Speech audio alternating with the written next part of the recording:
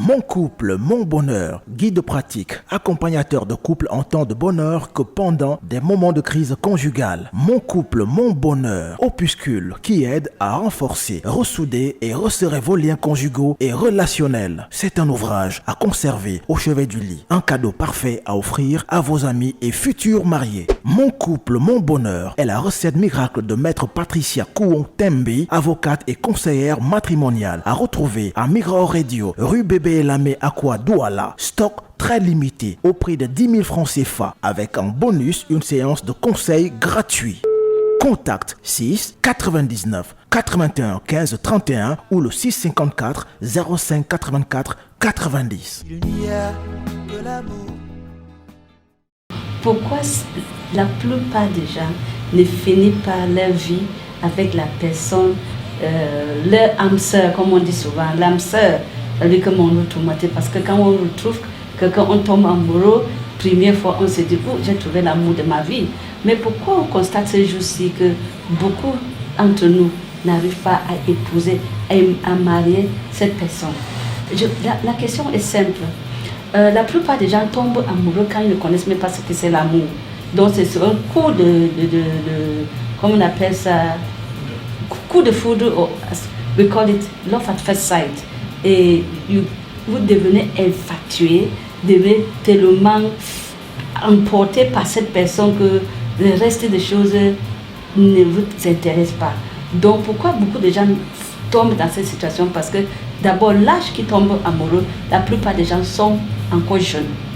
Donc si on est au lycée, parce que ce genre de choses se passent souvent, et des gens qui sont à l'université ou bien au lycée même, de 18-20 ans, donc première fois que son cœur chauffe par rapport à une personne, un garçon ou une fille, son cœur bat trop fort, il se dit non, j'ai trouvé mon âme sœur, j'ai trouvé la personne de mon rêve, ça va être ma femme et on va vivre toujours toutes nos vies.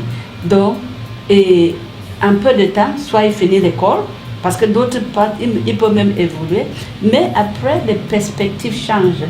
Plus qu'on est exposé, plus on est dans des milieux d'autres personnes, donc nos perspectives commencent à changer et surtout que tout le monde a cette tendance de changer les perspectives.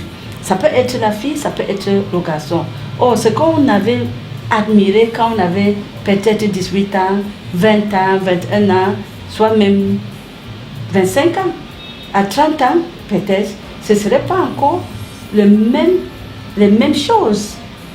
Nos regards vont changer, nos goûts vont changer, parce que plus le temps change, plus aussi le milieu, donc on évolue, change aussi et on voit les choses autrement. Et surtout que parfois les moyens manquent. Donc si vous trouvez un garçon, il aime bien, il aime vraiment bien, mais il constate qu'à 25 ans, il est encore à l'école. Il est encore à l'école, à 30 ans, il est à l'école parce qu'il y a souvent les études qui durent longtemps. Et à ce moment, la personne ne pense pas au mariage. Oh, ce n'est pas comme ça pour tout le monde.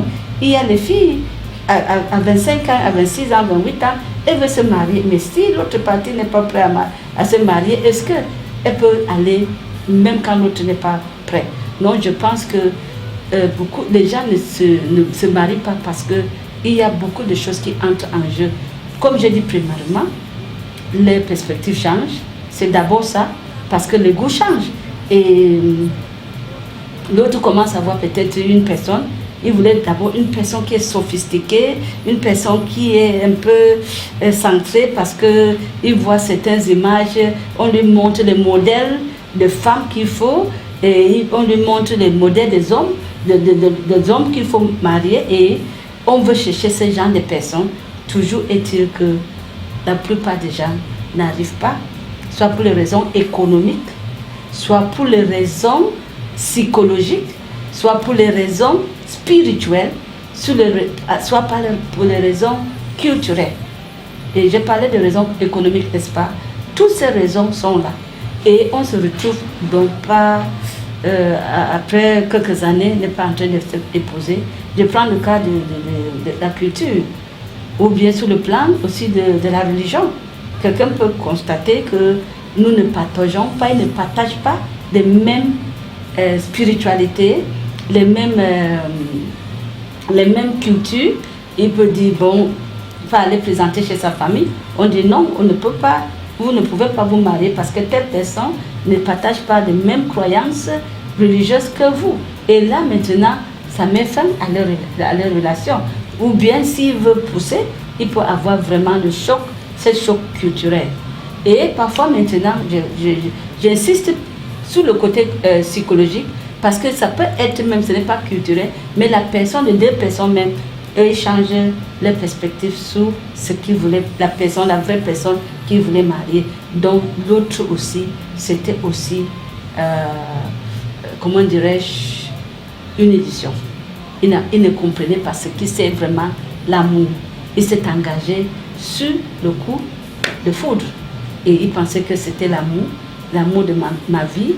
Et moi, je vois souvent, quand je fais les séances de conseil, je trouve beaucoup plus ça.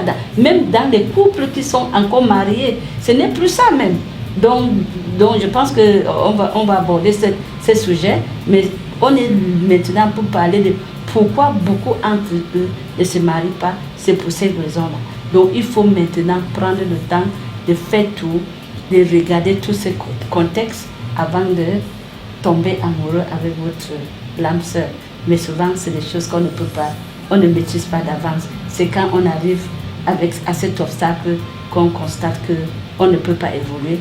Mais si c'est vraiment votre âme sœur, vous allez franchir toutes ces barrières. Parce que ce qui est pour vous, c'est pour vous. Et vous allez seulement être téméraire, insister, persister et forger. Et vous allez trouver votre bonheur si c'est votre âme sœur. Donc je vous encourage de poursuivre, de ne pas trop abandonner en mi-chemin. Insistez et vous allez trouver que votre histoire ne serait pas comme les autres qui vont finir par dire que je ne pouvais pas épouser l'amour de mon rêve, l'amour de ma vie. Mon couple, mon bonheur, guide pratique, accompagnateur de couple en temps de bonheur que pendant des moments de crise conjugale. Mon couple, mon bonheur, opuscule qui aide à renforcer, ressouder et resserrer vos liens conjugaux et relationnels. C'est un ouvrage à conserver au chevet du lit. Un cadeau parfait à offrir à vos amis et futurs mariés. Mon couple, mon bonheur est la recette miracle de maître Patricia Kouon-Tembi, avocate et conseillère matrimoniale. À retrouver à Mira Radio, rue Bébé Lamé Aqua Douala, stock très limité au prix de 10 000 francs CFA avec en bonus une séance de conseil gratuit.